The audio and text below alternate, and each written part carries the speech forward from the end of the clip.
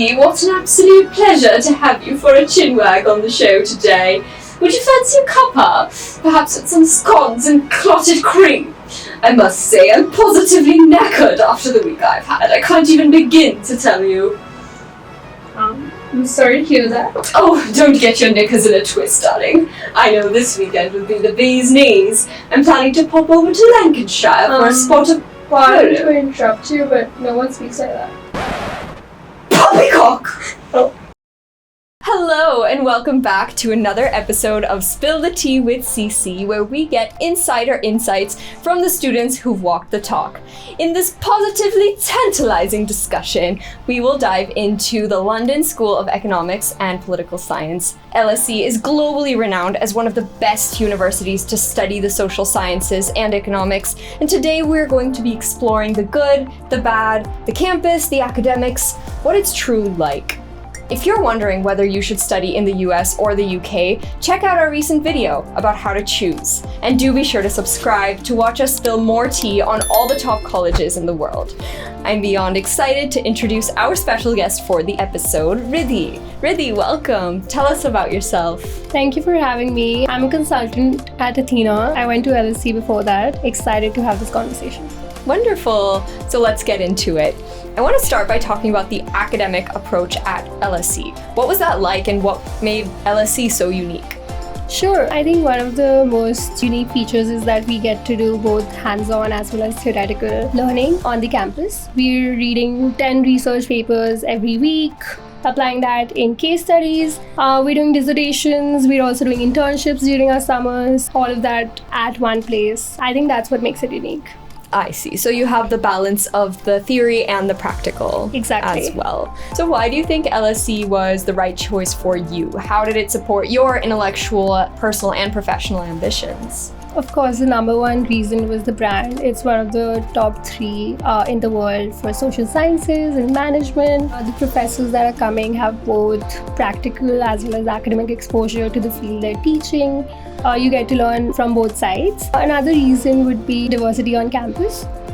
You get to meet people from all kinds of backgrounds, all nationalities. You interact with them, you learn about the similarities. That played a major role for me to choose LSE, particularly growing up in India. Of course, this is a diverse country. I made a Mexican friend. I learned about their food cultures, and I found that there's so many similarities. Like, they also have spicy food. They have tortillas similar to chapatis.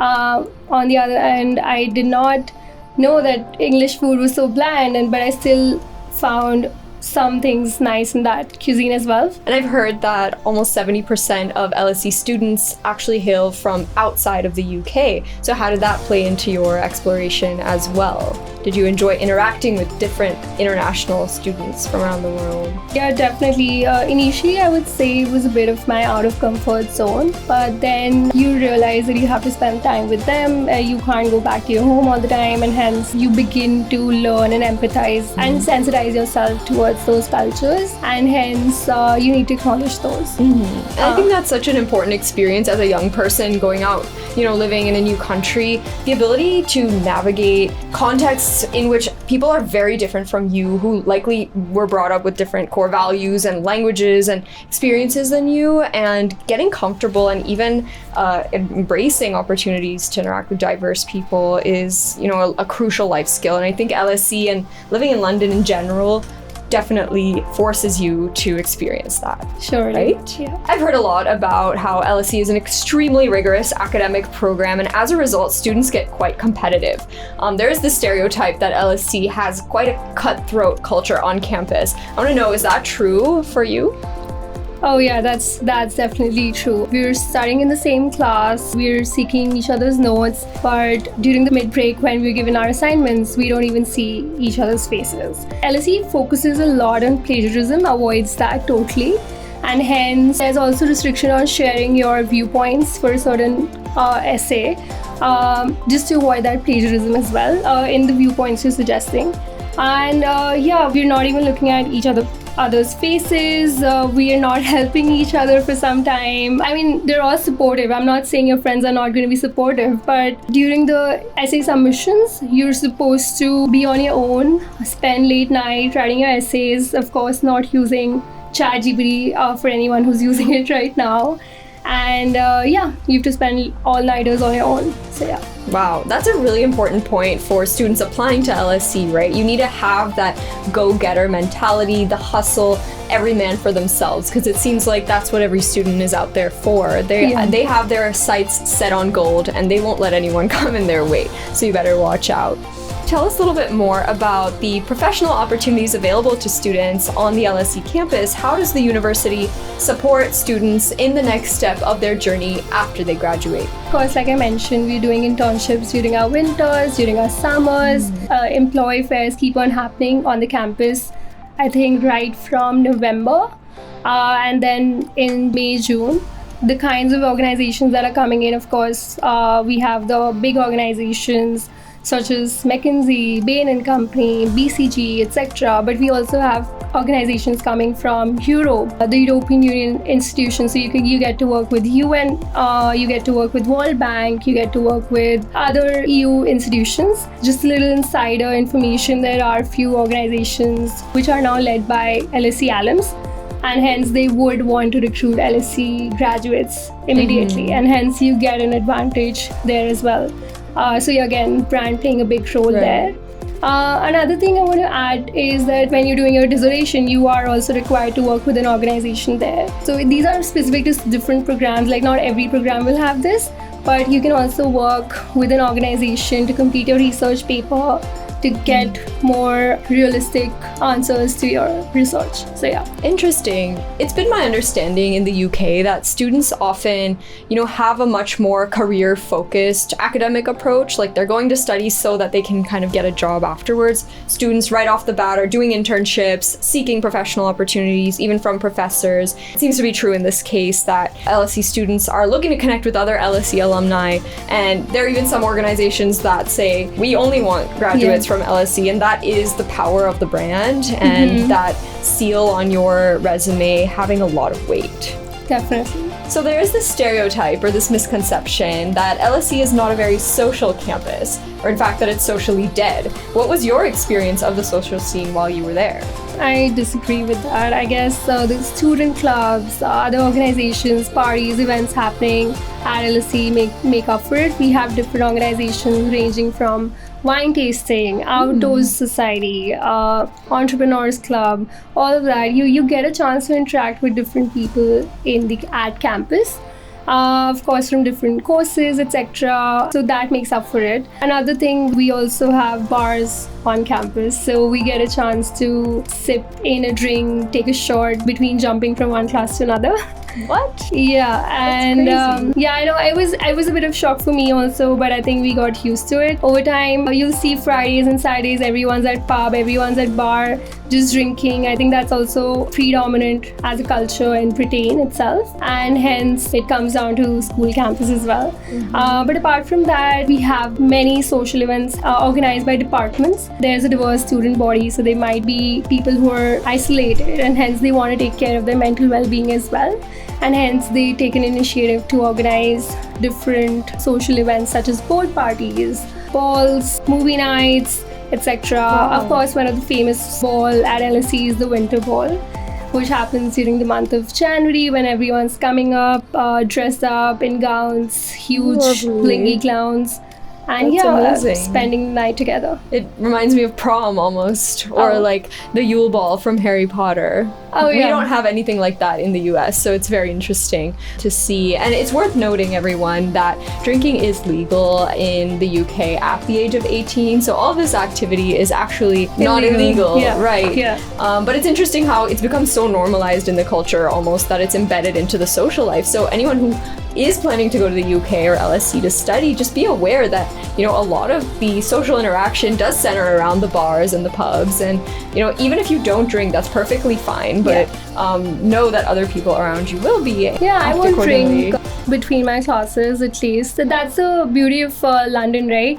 There are people coming from all over the world, so they respect those difference in values, and hence it's not a taboo to not drink. There's no social pressure that way. So as we know, the London School of Economics is located square in central London. What was it like living as a student in London, in the hub of this big city? I think it was the best. Can't compare it to any other college in London specifically. You have Covent Garden where most of the events are happening in the city. So any new episode you're seeing on Netflix, Bridgerton's coming up, you'll see the pop-up right there. And of course, you'll get a lot of freebies, free beers again, because drinking culture. But a lot of other things. You'll see new innovations happening. You'll see magic shows at Covent Garden. You have Oxford Street, like less than 20 minutes away. So living in London and especially being at LSE benefits you in that way. But otherwise also I would say, like as an Indian, we're used to different seasons, and in London you rarely see those. It's usually gloomy, dark, dull, which did take me by awe in the beginning. But again, I got used to it. There's beautiful skylines, there's beautiful treks for you to run, lovely parks. Again, you get to spend and literally sunbathe whenever there's a sunny day, whenever you're lucky. Yeah, and of course, accessible tubes, transportation. It's all safe. I remember the time when I was coming back after watching a play. By the way, theatre is a big thing in London, and obviously you're home of Shakespeare. Yes. Yeah, exactly. So we're coming after theatre, where when usually your restaurants shut, although now they're making money out of post-theatre menu. It's safe to travel using public transportations. I think it's lovely. You can go to treks at different cities. I think the longest trek I took when I was in London was 22 kilometers. I had to. It was at the Seven Sisters. So Seven Sisters, the mountain, is a series of 7 peaks, and you climb and you decline. And yeah, you get to go to beaches. You get to go to Cambridge, Oxford, of course, very nearby. 2-hour journey to the cities. So yeah, London makes everything accessible. Of course, it's a little on the expensive end, but I think it's worth it, and especially when you're sharing it with your friends. So yeah. That's awesome. It seems like it's such an exciting and wonderful place to live. And I also have heard about students taking advantage of being in Europe to travel all over.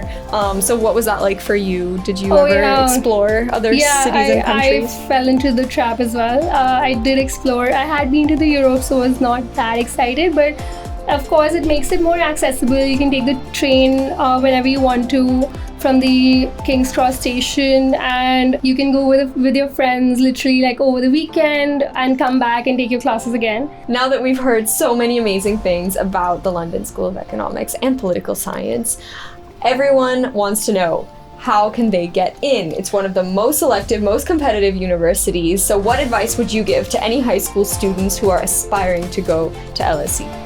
In one line, know what you're applying for. By knowing, what I mean is know every bit of it. If there are sections, for example, let me take the example of economics. If you're interested particularly in behavioral economics, if you're particularly interested in development economics, you need to have specific demonstrated academic works in that domain. And of course, there are ways to show that. You could have conducted a research paper with an expert mentor. Maybe you've taken APs and you've gained 5 on all of those. Of course, your school academics do play a very significant role in that. I guess showing that, and then when you're submitting your personal statement, you need to connect all of it. So of course, that plays the narrative, plays an important role, right? You could have done different things and then still not being able to tie those things up, and the colleges won't be able to see through that.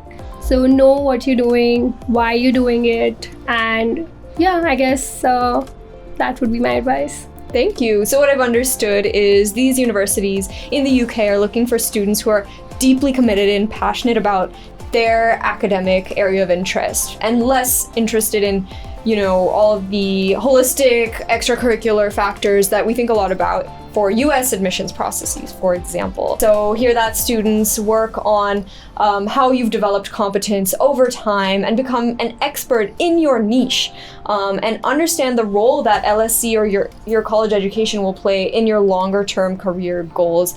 Demonstrate that through your personal statement, and you'll put yourself in the best place to get in. Yeah. That's all for this episode of Spill the Tea with CC, where we spilled the tea on LSE with CC and Riddhi. Do be sure to hit like, subscribe, share the video with your friends who are interested in studying in the UK, and leave in the comment section below which university we should cover next. As always, I'm your friendly neighborhood college counselor signing off and leaving you with a bit of advice from our guest. Over to you. When you're in London, don't forget to carry your umbrella, even if it's not raining.